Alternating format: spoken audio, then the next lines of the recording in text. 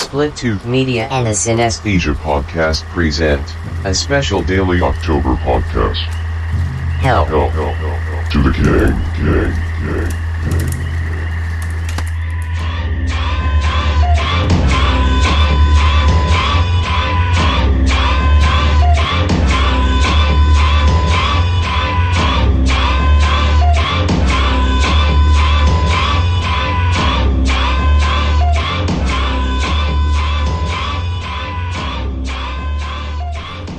I was trying to, in my head, write a poem about this movie while I was putting Gus to sleep. It's admirable. And I got this far. I got the first stanza.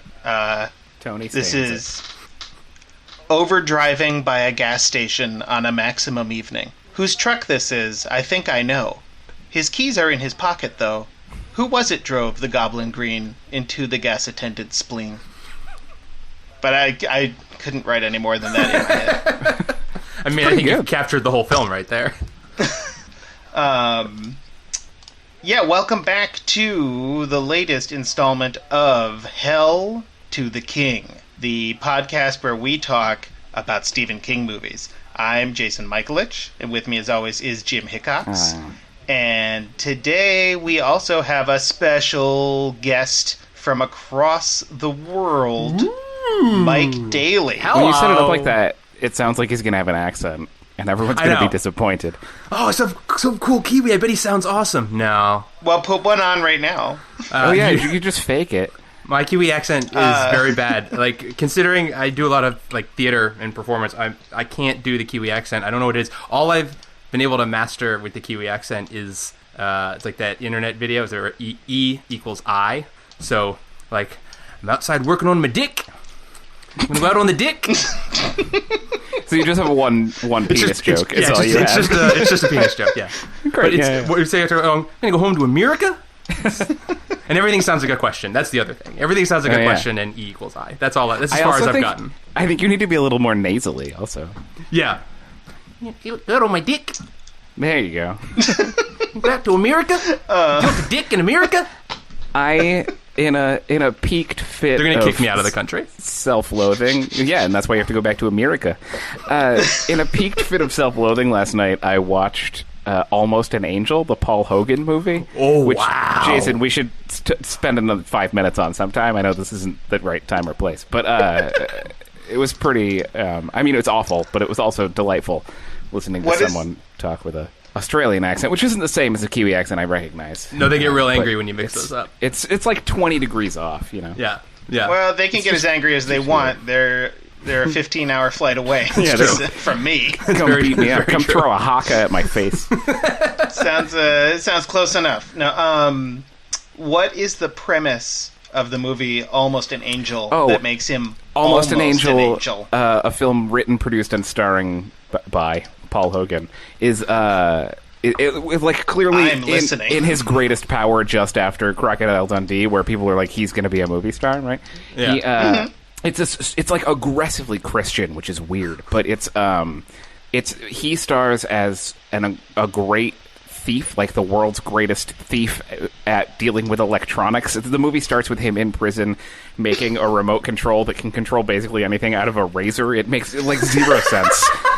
And then he gets out of prison and like makes the whole prison go crazy with his magic razor button.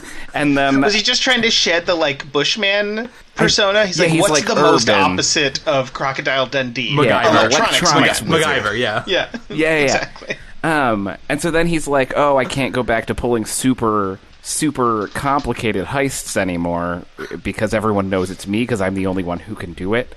So I'm just going to be a regular stick-up man. But he doesn't want to get caught, so he pulls off a heist dressed as Willie Nelson and then starts to pull off a second heist. Oh, no. He pulls off a heist dressed as Willie Nelson and then saves a kid who's about to get hit by a van, and then he gets hit by a van. And in the hospital, he like hallucinates God talking to him and thinks that he's sent back to Earth as an angel to help people. And so then the rest of the movie is him like trying to help people to earn the rest of his angelhood. But he's just a dude, though, right? He's not actually dead and come back. He's just a dude who thinks he's dead and come back. 90% of the movie, and the thing that's the most interesting about it is that he, like, there's like a scene where someone fires a gun at him, And he's like, "Oh, I'm immortal," and then you cut back to the criminals, and they're like, "I loaded your gun with blanks because you're a freak, and I knew you'd try to shoot somebody." You know, so it's like it's the whole time they're like, "Oh no, he's definitely just a guy who had a weird hallucination," and then at the very end, they're like, "No, just kidding, he's a real angel." In the last like 1 minute, they're like, "We lied to you." A bus runs through him and just like like Ghost Dad straight through him, and he's like, "Ah, suckers, I'm off to save the world." Does he will himself to become an angel through his monomania? You could say that. It's sort of like a Fisher King thing, but more literal. I think you're being generous to Paul Hogan's writing. The best thing about the movie is that his best friend in the movie is Elias Koteas in a wheelchair. Oh wow! Oh, yeah, you buried the lead on that one. Yeah, but yeah. Anyway, it's I only vaguely recall that movie's existence, which I had completely forgotten until now. And then as soon as you said it, I was like, "Oh yeah, no, I absolutely remember that fucking movie." Well, I'm currently going through boxes of my old stuff and trying to like throw away. My parents moved from Virginia to Maine and left me a large inheritance of old things in a storage unit. Nice. So I picked it up and I brought it back here, and I'm currently going through the process of like, I have all these boxes and I'm like, oh, and it's like you open them up and you're like, oh, this is all garbage, I'll throw it away. But then as you go through it, every single thing you pull out, you're like, well, my baby blanket. So now I'm like burdened with all of these artifacts that don't matter to anyone, but have some. Anyway, I was looking on my TV for movies to watch, and I saw the poster for it, and I was like, I 100% remember watching this as a kid and being disappointed. And childhood disappointment, I feel like, it's like the saddest emotion that I can identify with still. Like if I see a kid who like drops an ice cream, I'll cry. I just like can't. It's too much for me. Anyway, so this like vague memory of my own childhood disappointment, I was like, now is the time. I was going through slightly drunk things, and going through boxes, and I was like, I hate myself right now. Let's watch Paul Hogan be almost an angel. Yeah.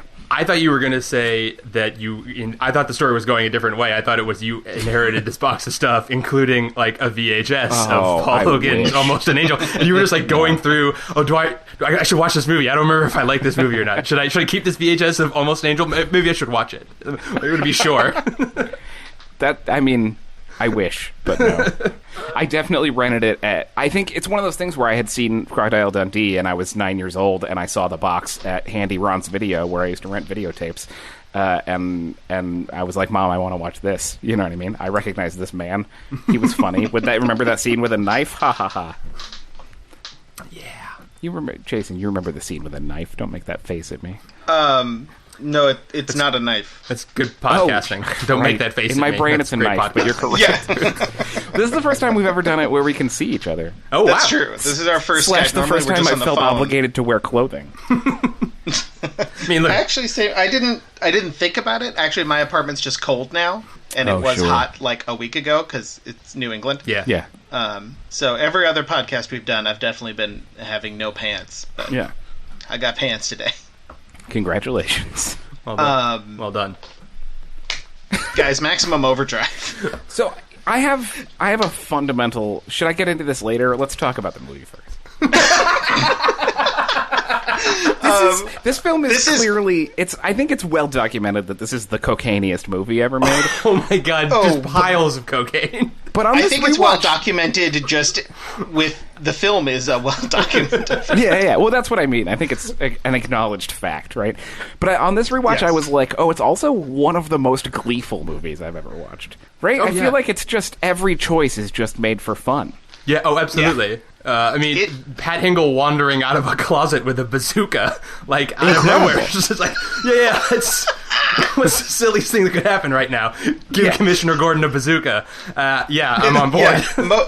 Most unexpected rocket launcher in a movie of all time. I laughed out loud. I was watching that on headphones in a dark room while my baby was asleep and his mother was trying to do something on her computer, and I just lost my goddamn mind in the middle of the room when that happened. Oh, man. This movie, 100%, I haven't looked this up to confirm that these are facts, but like with my eyeballs and ears, I know these are facts. This movie is definitely... It's like Stephen King was... They were in the midst of a like endless run of Stephen King adaptations, and he had 1,000 books out, and everyone was like, he's at the height of his game. hey, Steve, do you want to straight up just like direct a movie? We're going to give you carte blanche to do it. And he in his head was like, yes, I want to do that. And I only want to do that once. Here's a list of stupid things I want to make happen. And it's, it feels like it's like a Metal Machine music. It's just like here's my retirement. Yeah. I had 35 things I wanted to put on celluloid. Now I have done it. Thank you. The poster is just like, I got so confused every time I saw the poster. I had to finally blow it up because I couldn't tell what the fuck I was looking at. And the poster is like a piece of paper with like bearded Stephen King like reaching through the piece of paper, and then like tiny Emilio Estevez and the truck of shit down below, and he is like puppet mastering, like everyone's on string, and he is like puppet mastering everyone. Amazing. And the title is tiny, and in huge letters it's just like Stephen King makes Stephen King, and it's like, what the fuck? Yeah, that's it. That's accurate. Yeah. That's also some really strong Mel Gibson on the set of Apocalypto energy. Yeah, I know, right? I remember seeing the trailer to Apocalypto and finding that one frame that he stuck in there of him standing next to the actors caked in white clay, and he's just got the biggest, bushiest beard, and he's just staring straight ahead. But yeah, no, the hubris in this movie is like, it buries the needle. It is like off the fucking scale. I mean, he's the first thing you see in the fucking movie is Stephen King shoving his face into the camera. Like, right? Amazing. Like, what the But fuck? at the same time, being called an asshole by an ATM. Yeah. Which makes he's like, no this sense is what at this all. movie's gonna be. Yeah. Well, the first shot in the movie is the bank he's walking up to, and it just starts saying, fuck you. Like, it's talking directly to the audience. The subtext is text. Like, wait, I know. 100%. Jim, I think historically you're like pretty close in that I think everything leading up to the making of the movie is pretty much as you describe it. Yeah. Sure. And then my understanding is halfway through making this movie, Stephen King realized he didn't want to make movies. Yeah, I bet. And he was just like, all right, we're just going to get through this. Yeah. I believe that. Yeah. And you know how he got through it, Jason? Is with another pile of cocaine. Yeah. He definitely, he like blew a line, wrote a list of funny things to do, and then blew another line and then wrote one draft of the script, and then showed up on set and was like, let's get to the end. Yeah. Yeah. It is crucial that I have a shot of Emilio Estevez waggling his ass at the camera. That is very important. Also correct. I don't think he makes any wrong decisions in this movie. Yeah, no, this is a strong... So, Daley, you haven't heard any of our previous episodes because they have yet to be released as we're recording this. That's great. But this is the 11th day of our daily Stephen King. This is the Stephenth day of our 11th King. This is the 11th day of our daily Stephen King podcast, and we started this with opposing theses. Oh, really? Yeah. Jim's was that there are no bad Stephen King movies. Mm-hmm. And by further, the that I property. don't believe that it's possible to make a bad Stephen King movie. I've been mine was that was crazy. Cujo. Yeah, Jim's thesis took a big dive in the dirt right around Cujo. Yeah, but since then it's been pretty. I think it's been a pretty solid string, man. Well, there have been some. Sure, there are some dogs. Dips. Literally. There are a couple, but I think there's a dog. Yeah, and then there's some bad movies. On the whole, I think they've been pretty solid. What I will at least say is that no matter what, this makes it all worth it. Oh, yeah. I think back on day 5 when we said that the Dead Zone was probably the best Stephen King movie ever made, we were speaking way too quickly. Yeah. Because we had not yet dealt with Maximum Overdrive. So I went into this movie completely blind. Like, Neither of you had ever seen this before. No, I'd never seen it before, and in fact, I knew the title, and the only other thing I knew about this movie at all was the image of the Green Goblin truck, which is also never explained. Ever. Nope. Like, they don't even make reference to the fact that it's a Spider-Man thing. Like, it's just a Goblin truck, and And which is that's the correct choice. I actually don't want an explanation for why. No. Like even just like that guy. Oh man, you got any Spider-Man comics? Like no. Just fuck it. Just there's a giant green goblin truck. No one will ever talk about why. Yeah. One of the major themes of this podcast is explaining things is for nerds. That works. That works for me.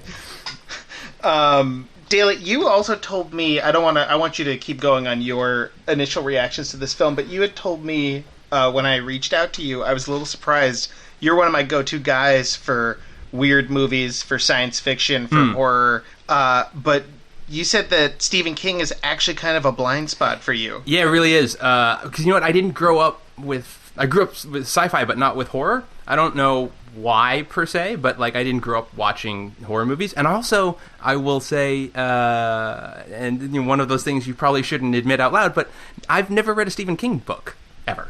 Is it Mike? Is it because you're a wimp? Yes. That is the reason. It is I will cry myself to sleep. I have no spine. I will turn into a pool of jelly. That's the reason I didn't watch horror growing up. Also, most of that stuff. Like I've seen, like the big ones, Shining and Carrie, and a couple others, Mist. But like a lot of the like Firestarter and Christine.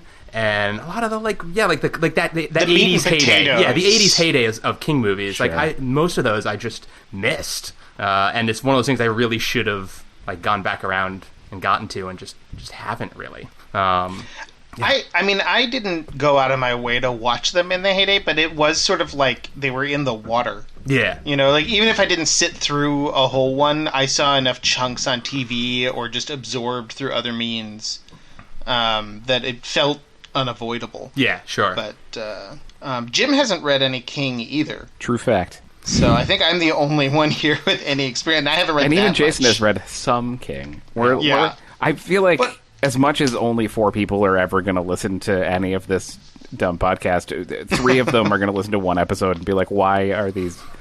Someone who knows Stephen King should be doing this.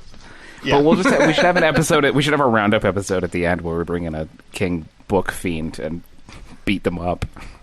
But I would argue we do know Stephen King because we've watched Maximum Overdrive. We know him better than most. Well, and that was, I don't know if you remember in our first episode, I was like, I'm afraid this is a cop-out to say, but I think that this one might be the most Stephen King movie. But it does feel like it feels like an easy answer because he wrote it and directed it. Yeah. And it's the only thing he's done that with. But it's also just like such a mainline, straight into the base of your skull movie that it feels like it is a real distillation of all of his impulses.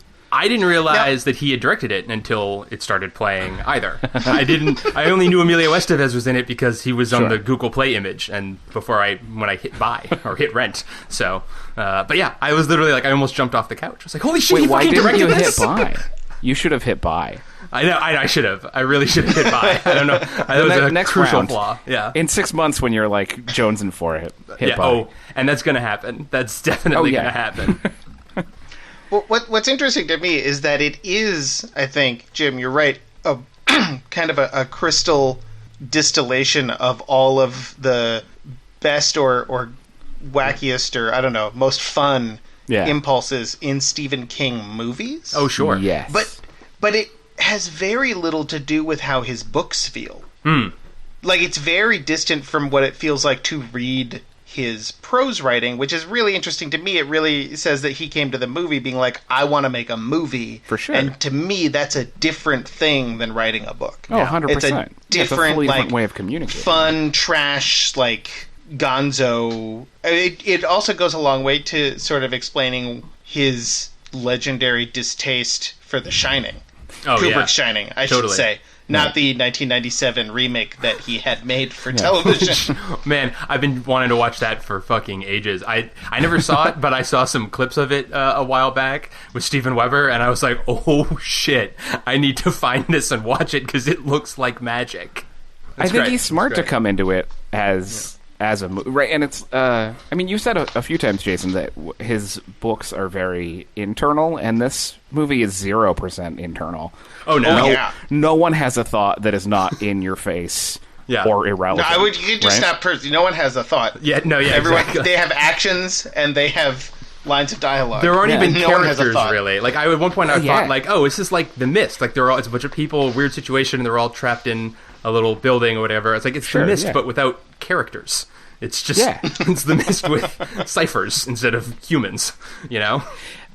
It feels a little bit, I'm just jumping back to my theory that he wrote 8 things he wanted and put them together. It feels like Emilio Estevez and his love interest are like, whenever they're alone, they're in a different movie than everyone else. Yes. And when Baseball Kid, until he arrives there, is in a different movie than everyone. And his movie I would rather watch. I mean, I love this movie, but I would watch the shit out of a 98-minute just that kid going through this mid-destruction world. That's my favorite part of the whole movie. Okay, so his instincts to pull the catcher's match. That was so holy good. hell! I lost and you're like, my mind. he honestly, that kid is the only character. He has like a drive and a personality more than anyone else in the whole movie. Yeah, absolutely. That baseball diamond. Let's talk about that baseball scene for a while because holy shit, that's maybe my favorite 5 minutes of the whole fucking movie. It's just let's real quick just recap what the movie is. Oh yeah, that's fair. That's because fair. most people haven't probably seen it. Because we're 20 minutes in, we haven't said what the plot is. I came into this podcast having seen 5 Stephen King movies, and I'd seen this twice already. You would have seen this movie. This is like prime Stephen King viewing, I think. No, it's not. Well, it should be. I agree. Jerks, get on it. That's to the audience, not you two. I know you've already seen it. Long story short, this is a movie about all the machines in the world turning into murderers. Most of the machines. There are a lot of machines in this world that just don't do shit. I don't know if they're lazy all the machines in the world. But they all have the option, I think, right? They've all become sentient, and some of them are still just hanging out and doing what they used to do. I mean, that is so I something actually we have can a dig question into about whether that. or not there's an answer to that. But yeah. But the quick log line is all the machines in the world start killing all the people in the world, and our main characters are stuck in a gas station surrounded by homicidal trucks. Yeah. Okay, so then we can move on from there. Okay, good. It's also specifically... There's a lot of questions to I think ask it's important, Jason, to note that it is specifically a truck stop that just sells diesel. It is just for trucks. It just sells diesel. Yeah. Because otherwise they'd be getting a bunch of Ford Fiestas and stuff rolling out, and they're not. They're just getting giant trucks and occasional military vehicles. Yeah. Occasional military, yeah. So I actually... I had a lot of feelings about that premise, because just first of all, I was trying to figure out... and this is actually a good point. We can start in the baseball scene. So at the very beginning, there's the movie's jumping around, cutting from place to place, and it goes to one of the people at the truck stop offhandedly mentions, "Oh yeah, my kid's got a baseball game. He hit a bunch of home runs or whatever." And then a few minutes later, it cuts to the baseball game where the kid hits a home run and the team wins, and then the coach goes to buy... He says he's going to buy the whole team sodas, and then he puts in 1 quarter. They're all going to split one soda, Mike. I think is what he's going to do. And then the soda doesn't come out, so he kicks the machine, and then the machine shoots the soda can into his nuts, like you do. And then it's a good net hit. Yeah, and then he bends down, so then it goes into his chest, and then he bends down some more, and then it goes into his face, and then he ends up with a soda can shaped hole in his face, which is great. But then it's all of the kids are just standing there going, what? And then the soda machine starts pelting all the children with soda cans at high velocity, which I was way into. But one of the kids starts to... I should add a seemingly impossible angle. Oh, yeah. Yeah, exactly. Because when he's getting the sodas, he's standing perpendicular to them. Yeah. And then that soda machine has real range. Yeah. I like to imagine the grip who was standing off stage just throwing soda cans at a bunch of children while they were shooting that scene, which is real fun for me. I think they might have been launching them at a machine. They were really... They had speed velocity, to those right? cans, yeah. Yeah. But then one kid tries to get away. He tries to get away on his bicycle, and then the bike seizes up, and the kid flips over the bike. And I thought to myself, oh, so it's any mechanical device. It's not electronic. It's not electric stuff. It's just anything with a moving part can be controlled. It's the bike revolted on the kid, and then the kid fell down, and then the kid gets crushed by steamroller for reasons That's passing the best understanding. part. For me, in that scene, it feels like it's a scene about a coach trying to buy soda and then the soda pelting the kids and the kids running away, and you're like, this is the end of this scene. And then it keeps following that one kid, and you're like, oh, I guess it's not the end of the scene. And then that like steamroller just busts through the fence, and you're like, oh, I'm in a different scene now. This isn't... Yeah. No, still baseball diamond. Yeah. And I did a little Googling, and I found out that there's an early cut of the movie where the kid's head explodes under the steamroller. So King had this idea, which was like, oh, what I want to do is have a blood bag, like put a blood bag near the dummy corpse, so that it explodes on the steamroller, and then you get a big blood smear on the steamroller, and then it'll leave like a printing press. It'll leave like blood smear, empty space, blood smear, empty space, blood smear, and then get that Which shot. is beautiful. Yeah. But That's pretty beautiful. But they fucked it up, and the blood bag got like pushed to the end of the corpse and then exploded, so it looks like the kid's head explodes. Basically. That's now you're making Still me great. question my idea that Stephen King made every correct decision on this movie. Well, I think apparently it was in early screenings, and it was cut by tonally censors. correct. Yeah, no, absolutely. Well, Yeah, no, I wouldn't think he would have cut it out. Okay, good. Yeah, good, no. good, I good. think that at this point in time, having a child's head explode would get you an NC-17. Yeah, He has a kid run over by a steamroller. Yeah, true. but those focus groups do the most like nitpicking of like how many seconds of what kind of blood from where to justify their own lives. But I want I'm just rerunning the That's scene why we right should now get rid of the MPAA. because I wanted to see the bike revolt because I missed the bike revolt. I don't think the bike revolts. I think it just jams I thought it got and he hit falls by over. Well, that or gets was hit what- by a can or something. Well, that's yeah. what I thought later. I was like, oh, maybe he just hit a rock or something, and he just flipped over his bike. But at first I thought, oh no, the bike, like it's a mechanical thing. The bike revolted against him too. And then I thought, oh no, it's only electronic stuff. It's only Except then- electric things. But then later, there's like plenty of things like one of the trucks has just like a pressure wheel, like just a hand wheel, and it just spins Yeah, but it's itself, part or of the levers truck. move themselves like without any circuits involved. I'm like, oh, apparently just any shit can move around whenever they That's sort feel of like it. established from the beginning, right? It's like the first thing we see is those machines saying cusses at folks. And then the next thing it cuts to is the bridge lifting up. And that bridge, when it does it, it's like buttons are pushing themselves and levers Yeah. are moving around. And so you're like, okay, I guess electrically controlled mechanical things can move themselves in ways that they couldn't logistically do. I think you just have to move past it. Yeah, I guess. That how that that bridge works. scene. Yeah, there is. I will say there's no evident reason For his bike given to for the flip. bike to flip over. Yeah. No, he just But like I suddenly do. stops. It does read. It reads as just they need him to fall down there, so down, they had yeah. him fall Yes. down. Yeah. And didn't think about the fact that it would look like the bike was turning evil. Yeah, I don't Yeah. think they meant to do that. I think they weren't thinking it through. I bet Yeah, to no. them, in their super coked out brains, they were like, "No, his bike broke. I don't know, whatever. Who cares?" And they Yeah, were bikes never, flip. they were never Yeah. even like, "Oh, but bikes are close enough to the super vague rules of our world that maybe." people will." that bridge watching scene it is just- amazing. By the Oh, way, yeah. Oh my god. With that van full of AC/DC who scored the full movie, which is again a correct choice. Okay. I was just And going to the say, watermelons? rewatching the baseball diamond scene, I'm just reminded of one of my favorite things about this movie, which is the guitar chop Ugh. sting Psycho that sting, the happens Psycho sting. every Psycho Sting, but via Chop, through chop, chop, AC/DC. Yeah, incredible. Oh my god, it's so good. Yeah. I also called out, it's like, it says music by AC/DC, and then there's an AC/DC van on the bridge, and I was like, oh shit, are they going to kill AC/DC in the first few minutes? And apparently, no, because they didn't actually want to be in the There's movie. just a roadie, yeah. Yeah, but they did, apparently, well, this is another thing that I read today, apparently, the You reason... homework guy. I did homework. Guys, I did some research, which is to I'm say, really I cruised through impressed with IMDb for 4 minutes. So Jason and I always come in fully unprepared and then talk about nothing. that's great.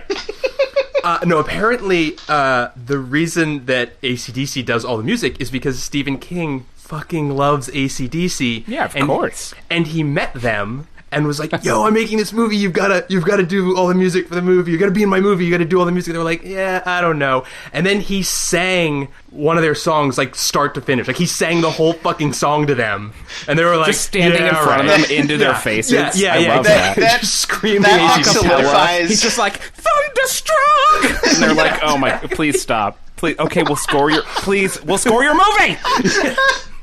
That also solidifies my opinion that your impression of Stephen King was slightly off. I believe the conversation was more like, "Oh my god, guys! Oh, you gotta! I'm making a movie. You're AC/DC. You gotta be in my movie." Hells bells. Oh man. Do you guys know that Stephen King is or was in a band for a long time, right? And he plays a guitar, and all the frets are marked out with spiders instead of those little dots that are normally on them. Of course they are. Oh, that's great. I do love how much he just leans into. Oh yeah, he figured out his thing, and he does it. Yeah, it's marvelous. But I agree with the idea that it's like what you're like watching different movies. Like there's the Baseball Kid movie for a while with like he's going through the neighborhoods and shit. And yeah, that kid's the best, you know. And like when the lawnmower he hides from the ice cream truck, and then the lawnmower goes after him. It's so beautiful. Which actually leads me to my another question, which is like so there's a bunch of like sort of random like kills that happen off screen that you just sort of see like the detritus of later. So which is the better random off screen kill? Is it the dog that choked on the toy car? Yes, it's that or one. is it the airplane that dive bombed a school bus? Oh, the airplane of the school bus is so good. Right. Where they just drive past it and nobody says anything about it. Yeah. That's also it gives you. It's like a long enough shot that you have a lot of time to think about the implications of like, was that school bus on the wrong side? Was that airplane aiming for the school bus, or was it aiming for the kids in the school bus? Yeah, was it a murder-suicide pact between the plane and the school bus? Yeah. Maybe the school bus was like, no, I'm going to save these kids from all these other machines, and then airplane was like, no way, because it does seem like they have, so they can like, they're communicating. Oh, yeah. Somehow. Because they're like, the trucks are like, we want diesel fuel, and they're like, we don't have electricity, and someone turns the electricity on the building, right? Which, so that by the building's way, electricity is psychically connected, Jason, psychically connected with the trucks somehow. This is another of Jim's theses, that every King movie will have some sort of psychic phenomenon somewhere. There's a strong argument for this one. It's so far, strong, it's like 70% so far. The Morse code thing is maybe like the dumbest. It's so stupid that I love it. It was like, oh my god, I can't believe this is happening, and also this is the best thing that's happened so far in this movie. And that kid's like, yo, I have a merit badge in this. Yeah, so good. He decodes it. Yeah. Give me a pen. I can't keep up. I can't keep up. But also starts right at the beginning of the message. Like, doesn't start halfway through, And then I was like, oh, it's a looping message. And they were like, no, it's not. Shut up. And I was like, okay, sorry. I'm sorry I questioned you, Stephen King. It was, I did like they established the Morse code early on, but very subtly. Wait, how? In the scene where when it entered the third movie that's happening, which is the Newlyweds movie. Oh, right, yes. When they're driving to that first gas station they find, which, by the way, for a minute I thought was supposed to be the main gas station, and I was very confused. Yeah. I thought it was like a time jump. Well, yeah, because he says, like, oh, we really need some gas, and then they go to a different gas station. You're like, wait, hold on a second, what? Yeah.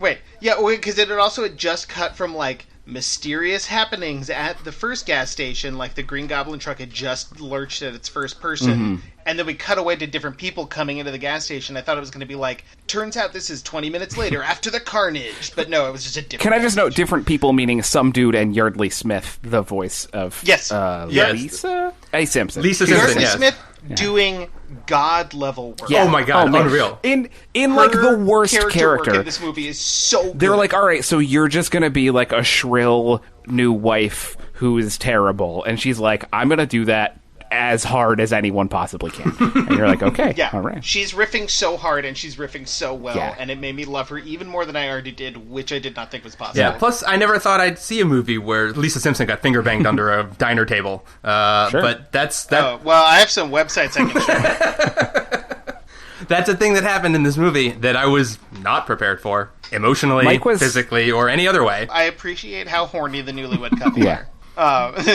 They're introduced with him asking if he can watch her pee. But as they're driving into that truck stop, they actually do a really nice job of being subtle about it. All the cars they pass are flashing their lights at each other. and the railway thing are flashing their lights at each other. So I feel like all the cars and the railway station and everything are communicating in Morse code to each other. Good call. I saw those flashings. I didn't process that it might have been something I could attempt to decipher. Not that I would. Well, I don't... let me stop right there. I don't think anybody went to the bother of actually putting real Morse code. No, they're just flashing lights. Yeah. But they're like hinting at the concept of Morse code. Well, that's one of the things that it's like I can't decide if I love it or if it's like frustrating, which is like... Oh, you love it. Probably. I've got this for you, Daly. You love it. Thank you. I appreciate that.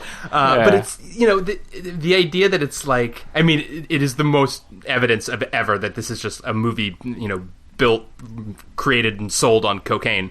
That, like, it's like there's all these sort of like half an idea in there, but there isn't really codified in a logical way where you can like, oh, well, if that's true, then this is true. Like I can't figure out, like, is it that there's one force guiding all the machines, or is each individual machine like sentient and can talk? Are they sentient, or are they just being controlled? Or do the individual machines have like their own perspectives and point of view, so they like talk to each other? Like, I can never figure out like what the fuck was going on with any of them. It does. Well, and it feels that to me like the right latter. up to the last frame. Yeah. Oh, absolutely. Because that last frame with that title card, so they set the whole thing up at the beginning that Earth is passing through the tail of a comet. Yes. And they keep seeing the comet in like green energy in the sky, and they're like, "It must be the beautiful. Comet. The comet's making the machines crazy." No, it's totally beautiful. But then at the end, there's this fucking title card that says, "Unreal." What was it that a Russian weather satellite, quote unquote weather satellite, shot down a UFO? And then Earth passed through the tail of the comet. Yeah. It's like, wait, but so it was still the tail, or the UFO was in the tail, or the UFO was nothing to do with it? Explain that in the middle, Jason. Did you Jason? Did you miss Emilio Estevez's crucial monologue about the broom? Because that was some next level shit right there. Emilio Estevez has a tearful monologue in which he explains, it's like a broom, man. Like, if you wanted to buy a house and the house had pollution, you would, like, come through and clean it out like a broom, man. And that's like, I bet there's like a UFO and that's what's happening. It's like, they're coming and clearing us out, man. It's like a broom. It's like, wow. Wow, that was Emilio. a triumphant moment. That was. They were like, "Oh, these aliens were going to invade. They were doing a great job, but Russia shot them down." Well, that's the thing. And then also, this movie is what, like 2 days, and then they're like, and then there's another 7 days of movie that we're skipping exactly. over. And you're like, oh, okay. Well, and it's like it's like I can't figure out. It's like one of these things feels like either it's a movie where they made this movie just about like trucks and shit coming to life and people running from possessed trucks, and then felt like they needed to create an explanation after the fact. So they put in the before title card, the after title card, and then like 1 day of reshoots with Emilio Estevez talking about a broom, a UFO broom, and like one insert shot of a newspaper. Because other than that, like almost nobody ever refers to the comet like at all. Sure. It's like an afterthought, you know? I'm sticking with my theory that Stephen King wrote this in one afternoon on a ton of coke, and they didn't change a word from that point on. I think that's why there's so many half ideas just sort of slammed together, and things never bother to congeal. You know, it's like everything's like close enough to working that he was like, I don't need to do a rewrite on this. Yeah. I bet he put that UFO in there from day one. I bet he was or he like wrote the middle of the movie and was like, we'll put a comment on it. So there's two things. One is that the movie is loosely it's not credited, but it is like loosely based on a short story he'd published called Trucks. That is just like the core idea of like some people in a gas station and the trucks have gone evil. Oh, okay. Yeah. And it's like super short, super simple. Like that's Have you read that, or do you just know that? I know that, and I read part of it the other day when I was at a traffic light. Okay, all right. It's that short. Because I had the paperback on my seat. Sure. Because I've been trying to do a little research. But I didn't finish it because I didn't want to crash my car. Good reason. Or have the car crash me. But the other thing is that so he had that like core idea for sure already, and everything else is sort of growing out of it, I think. Yeah. But then the other thing is that I will 100% give King some legit credit on this, in that I know that one of his major interests, and it's something you can see reflected throughout a lot of his works is things being unexplained. Oh, yeah. And things having multiple explanations. For sure. And things be like, one of the things that he's most into is like things that happen and you really just can't figure it out. Like even the end of the original novel in Carrie has all of these references to like government organizations and different theories as to what had happened in the town, and it's like a little bit blurred at the end. And that's always been something he's into. And so I think that while it definitely is also coke-induced half ideas slammed together, I don't think he would see it as a problem that it was left that way. Agreed. Because in his mind, he's like, yeah, this crazy shit happened and you're not going to know. Yeah.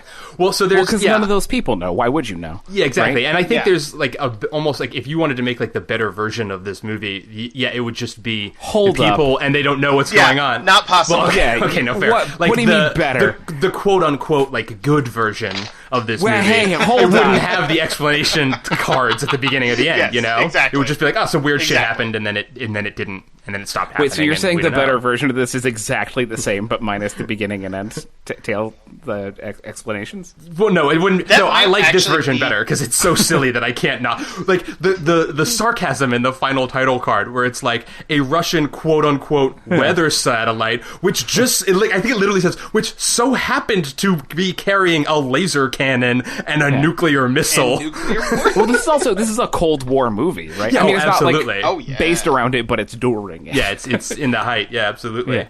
I actually, and at one point, I even thought to myself, like, because I think like the beginning part when all the machines first start to go fucking bonkers is great, and then I actually think it kind of peters out a little bit in the middle, like it kind of stalls out for a while, where they're just kind of like stuck. No pun intended. And literally, yeah, and nothing's really going on other than an Oscar caliber performance by waitress Wanda June standing out in the parking lot and just screaming, "We made you! You can't do this! We made you!" Which is just I yelled amazing. that at my son tonight when he was misbehaving. Yeah, my time is coming for sure. But yeah, no, it kind of stalls out for a while. But then, like, so I had been taking notes and I had written down like, man, these trucks are not very menacing villains because they're just slowly driving in a circle around the building, and you should be able to dodge a fucking tractor trailer. Like they're not maneuverable. Like you should on foot be able to step out of the way of a slow moving big rig, basically. And so why didn't the trucks just drive through the fucking building? Like, they've got all the people trapped in the building. Why don't they just demolish the fucking building, And then I thought to myself, at some point these trucks are going to run out of gas, right? Because they're just running in circles for hours. And I thought I was smarter than the movie, but in fact, Stephen King had me beat. And it turns out that was the whole point of the movie, is that they needed a refueling station. Yeah. So that at some point this car, which... car is a generous term for this device that shows up. It is basically like a railroad hand cart, which is like a flatbed with a steering wheel. I don't even think it has a seat. I think it's just a steering wheel and then a machine gun mounted in the center of it. Comes up to point the gun at the people and then Morse code honk the horn to say, "Hey, we all need gas. We need you to pump the gas. That's why we kept you alive. Fucking come out and pump our gas." And then it's just 5 minutes of everybody exhaustedly pumping gas in the sunlight. Weird. So which is awesome.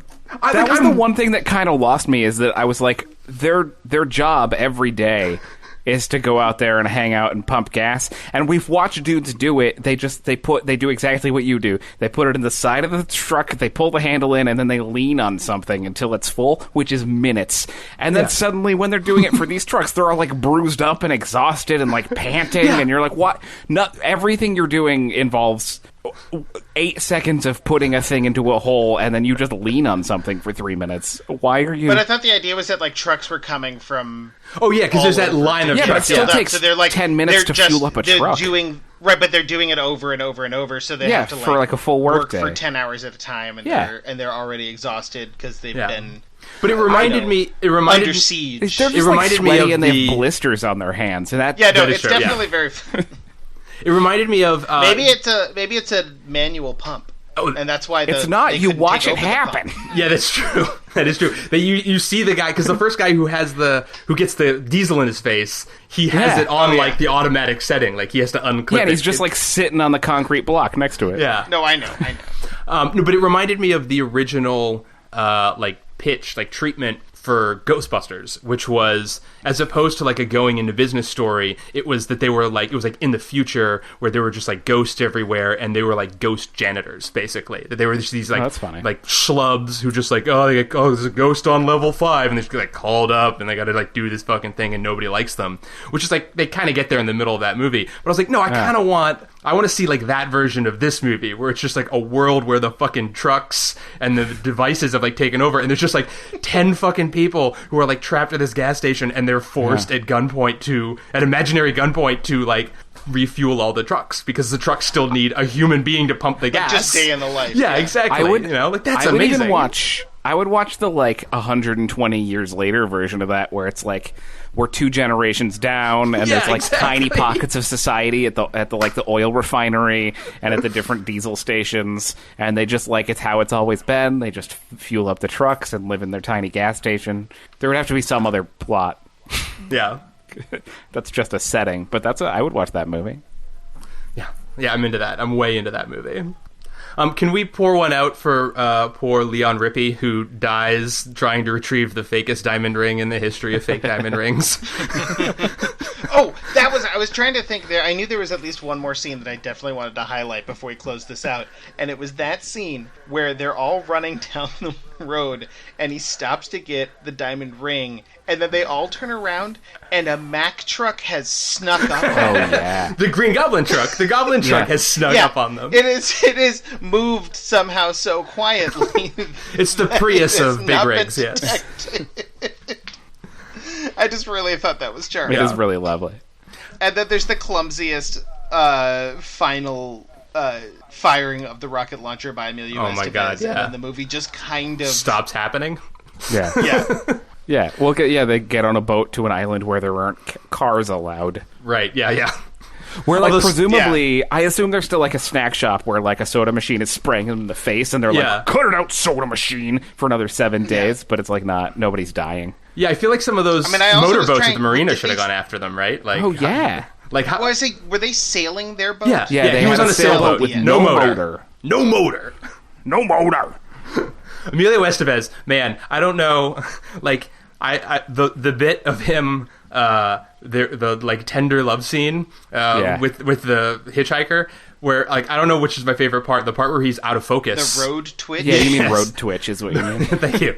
The part where the shot where he is literally out of focus, like nobody is in focus, or the part where he is like using his fingers to wipe the sweat off of her forehead and then paste it and then like lick it, like a real creep. Yeah, like he's drinking the sweat off her forehead. It's real weird, and like it's played so sweet and tender. Like, no, that's gross, dude. You're like, don't do that. That's awful. Some real choices being made there. It's strong choices. I will say there's also to keep on the King thread, like, and there's that little bit towards the beginning where he has the like minute of a subplot where Pat Hingle is running this corrupt gas station and just getting ex-cons on parole to work there, and then basically making them a hostage because he'll fuck up their parole if they don't work extra hours for no pay and all that other stuff. Well, also stockpiling military weapons in the basement. Like, what is his life, there's man? That too.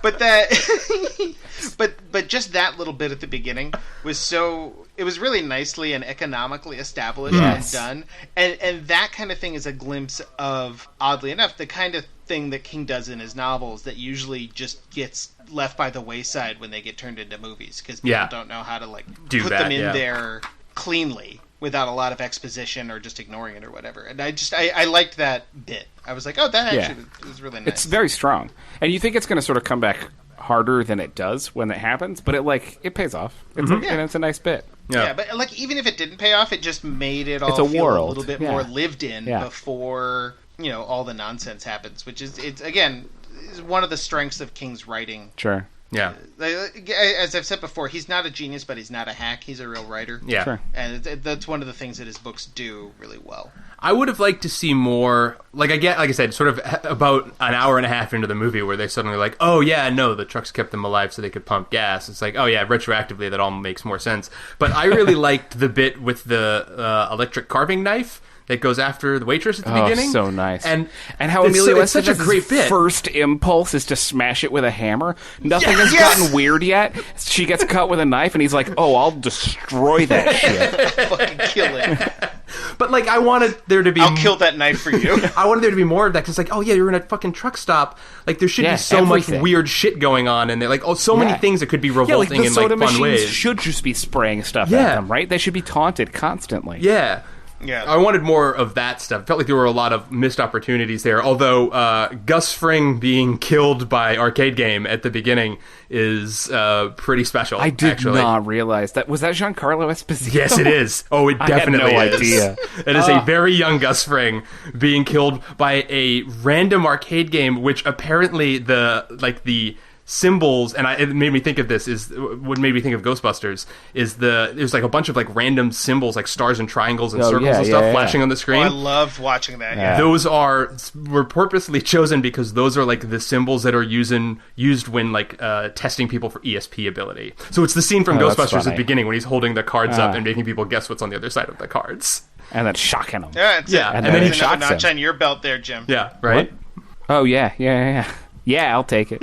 This has been another episode of the special October daily edition of Synesthesia, Hell to the King. And we'll be back tomorrow with looking at my list. So, Jason, what are we watching next week? Tomorrow. Oh my God, tomorrow. We do this every day. Every day has become a week to me. Thank you, Daley, for joining us from the Golden Isle of New Zealand. Hey, thanks, Is that man. what they call it? Yeah, sure, why not? The Emerald Isle? Is it the Emerald Isle? That is what it is. Yeah, it's definitely that. From Old Blighty. Yeah, Thank you for joining us. Yeah, I'm going to go hop on the Blarney Stone right now, yeah. And the rest of you, join us tomorrow for The Running Man. Oh, I've never seen that, Jason. What? I haven't watched it yet. I've never seen The Running Man. Oh, you're in for a treat, sir. That's a Bachman movie. That's not a King movie. First of all, you're making me do The Lawnmower Man, so fuck you. Second of all, how have you never seen This is okay. This is rewriting everything I know about you. I feel. Can I tell you why I've never seen The Running Man, Jason? It's because the title is so boring. It is. It's the exact same reason I haven't watched Marathon Man. In my brain, they're the same movie, and neither of them has any content. I had that problem for many years. You are aware, though, that Marathon Man is about Laurence Olivier torturing Dustin Hoffman, and that The Running Man is about Arnold Schwarzenegger trying to survive a futuristic game show. No, I don't know that.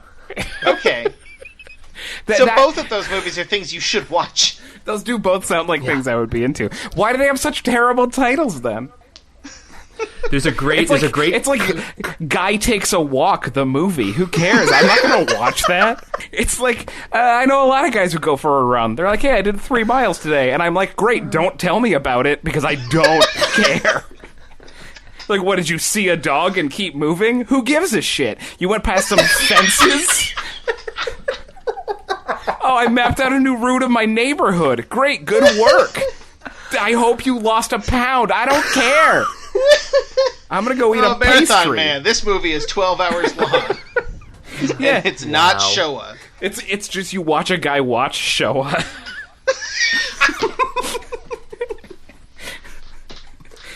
It's Dustin Hoffman watching all of Friends without stop.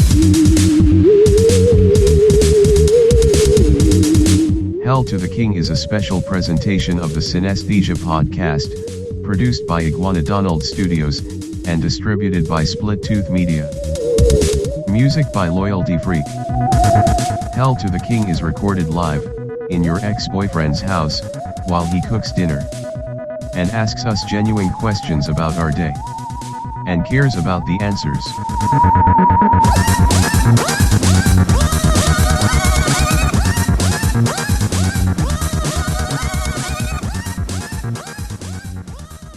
Tomorrow. Oh my God, tomorrow. We do this every day. Synesthesia.